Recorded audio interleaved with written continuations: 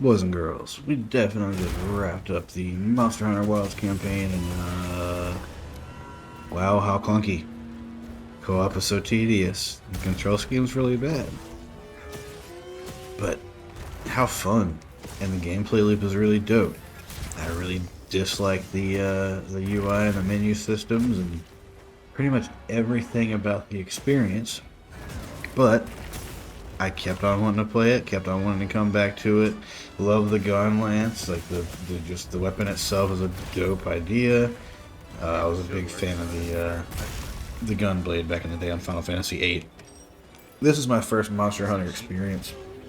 Probably should have started with that.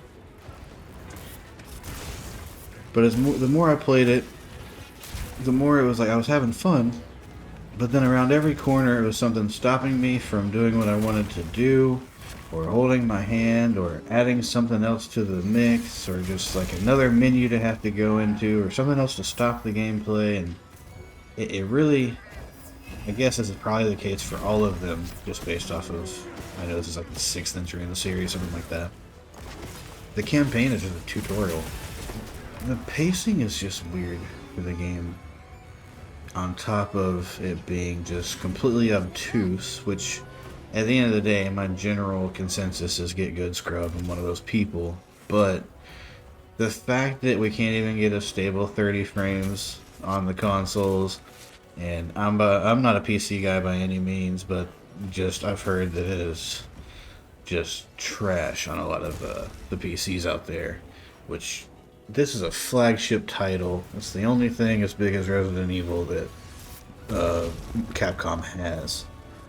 And it's okay for it to come out like this. Nice. That being said, it's already sold 8 million copies. That's awesome. I'm not necessarily mad with my purchase, but at the same time, I did consider getting a refund just because of how bad it ran.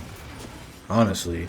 Now, as far as the control scheme stuff and the way I don't like the pacing and the little kid character, that kind of thing, that's just preference, really. But, you know, might as well add it in there while we're talking about it. Never been a really big fan of the little kid angle in anything. But, that being said, There we go. this one was a bad one, in general. I don't know, didn't like him. No, I don't care that he's brown. Aladdin's one of my favorite characters. Shut up. But anyway, it's so weird to be in the spot with AAA where the mark of quality for what a AAA is so few and far between, and a lot of these AA studios seem to care more or put more love or effort into things, and they end up running better than a lot of these AAA games. Now, I know there's a lot of stuff going on, there's a lot of systems, there's a lot of different things exploding and this, that, and the other, but we know the hardware we're working with. Good hits. It should just be more optimized, and it's just time for the industry to realize that all of these studios need more time to make these games so they can be more polished. So, for right now, yes, you have the good side of the news of how many players we have. You have so many people it being their first Monster Hunter, that's awesome. And then, you know, the people were talking about it's too easy. It's not meant to be an ultra hard game. There are a couple of fights that are annoying, but it's just that you need to use the right things, and they block you from being able to use your blacksmith and stuff like that. There's some weird choices, but if you've never played one of these before, it's not like anything else, doesn't control like anything else. It's a completely and utterly different experience. It doesn't need to be ultra hard on top of that. Now, there's going to be a lot of different hard and wild fights in the end game, for sure, but just, I don't know, I think the games journalists were just kind of trying to flex with that because they suck at everything else, but who knows. Overall, I am happy that I bought it. I'm glad that I played a Monster Hunter game. We're going to do more.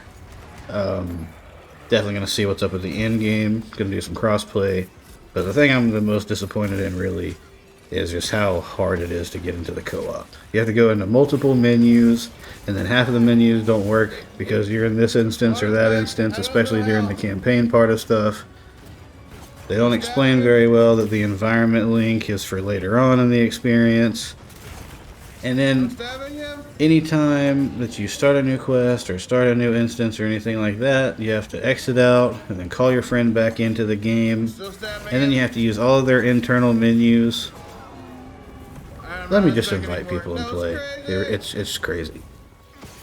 The amount of difference that the gun lances have and the amount of armors that I actually liked the look of is very commendable. Because a lot of times, you know, I like 4 or 5 sets of armor in a game max, and everything else I'm just like, not for me. Not necessarily that I think it's lame, it's just not something I would want on my character. But this game has so many things, and like, they look right when they're mixed and matched. But truthfully, the best thing that this game does is in the cutscenes. And honestly, even in like the rendering of the game, it's amazing how good your character looks and how fluid everything is moving. The fluidity mainly in the cutscene part of it, let me be real. But just the fact that they got so many different customization options, down to your cat and the bird thing that you ride, the Velociraptor. Like, just, you can have so many different customization variants on it, and the fact that they got it looking as good as it does in the cutscenes, I just feel like is very commendable, and some people are not gonna, you know, appreciate. But if I'm gonna throw jabs, I'm gonna say what's good too. And truly, I think as far as difficulty goes, there's only a few things in this that even made it difficult, and all of it was just corny, cheesy things. There's the one squid boss, which is just like the way that the movement is, and you're dying the whole time. It's just annoying as hell. And then, you know, when at the very end, when you're trying to get into the end game, we had one thing where it's like, on the stream we just did, it's like we have to chase this thing around because we didn't have the right supplies. But yeah, I was being stubborn and everything and not going back to camp, but it's just like, I don't want to catch monsters, I want to slay them. So it does do there are some weird choices of like locking and forcing you to learn how to do mechanics, when it's like, what if I never want to pick one of those types of missions? I shouldn't have to learn it. But that's neither here nor there, really. Overall, I actually really enjoyed the game, and I don't know that I would recommend it to anybody. And most people are really going to have a lot of trouble trying to play together with anyone but a random. But it's definitely a challenge for a solo experience if you want to not call in the other hunters and all that kind of stuff. And there's definitely enough weapon variety that you can find something. And if you're the type that wants to try everything, the weapons truly do all feel different. And the fact that there's no lock-on ability and you have to like use the aim mode for like specific things, it just makes it completely different. It does make it a little hard to control the camera and everything sometimes, but hey. I do appreciate when games try to do things different, but at the same time, this one definitely scratches the surface of like just being obtuse for no reason.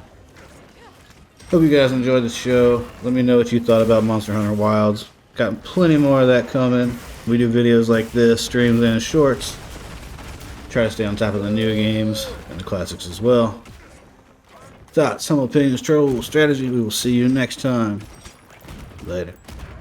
Got him! Good job. Thank you.